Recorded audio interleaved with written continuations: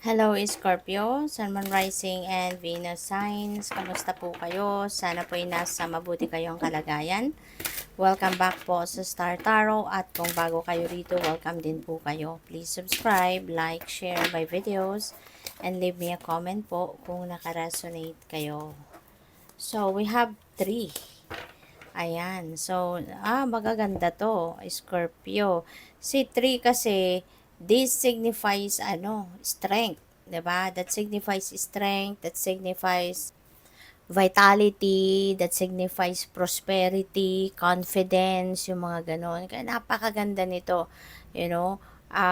Magkakaroon kayo rito ng good health, yung strength ninyo, hindi lang ito physical strength, kundi pati rin siguro yung ano ninyo, yung inner strength ninyo, talagang gising na gising din dito, kumbaga, at meron kayo ritong ang tawag dito, lakas ng loob, 'di ba? Yung ganoon, meron kayong stability, hindi lang sa trabaho, hindi lang sa source of income, yung ganoon, kundi pati stability, no, pagdating sa inyong pamilya, pwedeng magkaroon din kayo ng ganon, no?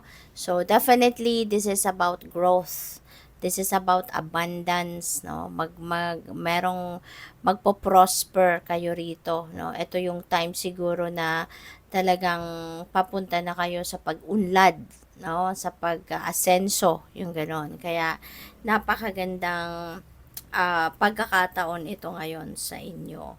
So, we also have Lily. Ito naman, masaya. No? This is joy and happiness. So, you are going to be feeling happiness and joy sa maraming blessings, no? Na dadating sa inyo kasi ito nga, 'di ba? Madaming swerte sa pera, sa pamilya, sa trabaho ninyo. So kaya you have so many reasons for you to be joyful. You have so many reasons to be happy, 'di ba? At that signifies also financial prosperity si Lily, no? Kaya maaring marami talaga kayong opportunity sa ngayon para magkapera. Maraming opportunity para talagang maging yayamanin, Scorpio, kaya good luck sa iyo. So, yung si Star din, this also signifies success, that also signifies swerte, happiness, kaya yung tatlong itong magkakasama talagang parang merong ditong pasabog ng kasiyahan, pasabog ng swerte sa inyo ang universe. Kaya napakaganda, i-claim nyo na yan, write it down on the comment section below, claim it, seal it, at saka i-align na ninyo yung inyong sarili with this beautiful energies para tuluyan ng pumasok, yung kasiyahan sa buhay ninyo, yung mga tagumpay, yung swerte, 'di ba? Mga goals ninyo, dreams ninyo, maaring may katuparan na ang mga yan sa ngayon. Kaya this is really a beautiful energy.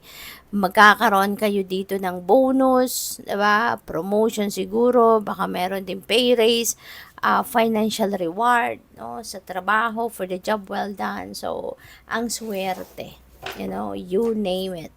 'Di ba? Lahat na pwede mong maisip ay pwedeng mangyari yan sa yung swerte na yan.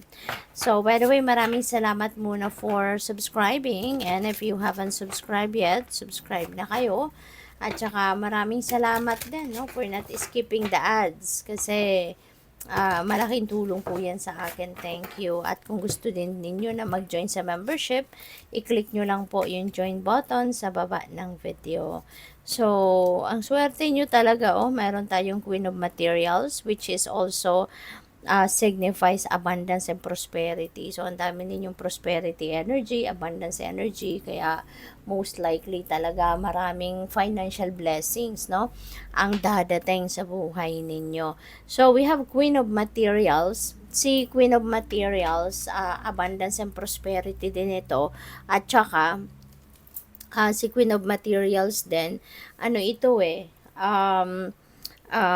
this signifies na meron kayong mga offers, meron kayong mga opportunity na dadating dito na pwede ninyong pagkakitaan. So, this could be additional, no, na source of income, or po pwedeng meron kayong dating source of income na at mapapalitan nito na mas lucrative ito. Diba? Mas malaki ang ino-offer, mas malaki ang profit, kung yan ay negosyo, investment, mga ganon. Si Two of Inspiration din, tas meron tayong Two of Material, so synchronicity ito. Meron kayong dalawang 2, so ibig sabihin, that is number 22, which is master number. So, that is a very powerful number kasi master number siya. So, I suggest pakitignan din ninyo yan sa i-google po ninyo kung anong ibig sabihin ng master number 22 for more guidance. Okay? Si Two of Inspiration and Two Materials, diba? Twos also signifies decisions. Kaya po pwedeng meron kayong decision dito na kailangan gawin. Po pwede na si Two of Inspiration kasi since this is also a travel energy, po pwedeng meron kayong pinag-iisipan dito na pupuntahang lugar. Diba? Baka meron kayong expansion na gagawin, whether that is expansion sa business, expansion sa pag-aaral, no? Regardless kung saang larangan yan, baka kayo ay baka kayo ay magpipili kung saang lugar, 'di ba? Kayo mag-expand or saan kayo mag-aaral, saan kayo magpuput up ng business, something like that.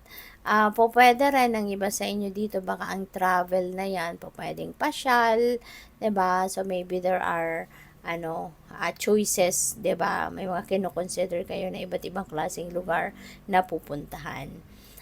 Si Two of Materials, there could be decision na kailangan gawin kayo related sa pera, no? This could be a financial decision na kailangan ninyong harapin sa ngayon, and po pwede rin na si Two of Materials also, po pwedeng multitasking ito, no? Marami kayong ginagawa, marami kayong gagawin, or marami kayong pagkakaabalahan. So, po pwedeng yung ginagawa ninyo is here and there, po pwedeng kung saan, 'di ba?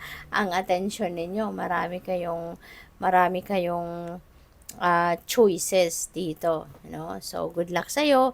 Thank you for watching. Love and light. Namaste.